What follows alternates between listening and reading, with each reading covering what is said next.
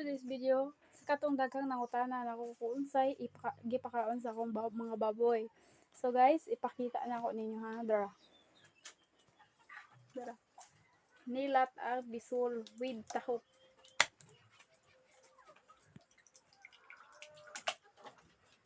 Guys, na magwinais na diri ron karong panahon na guys, kay perting kabrato sa ato ang baligya ang hayupan unya or baboy, brato kaayo unya.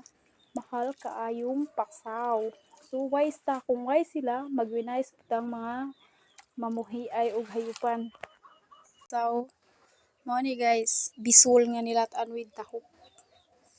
Maning kamo ta guys, kay mahal kaayong pasaw. So, ano siya guys, tahok with nilat-ang bisul nga palaw or dahon.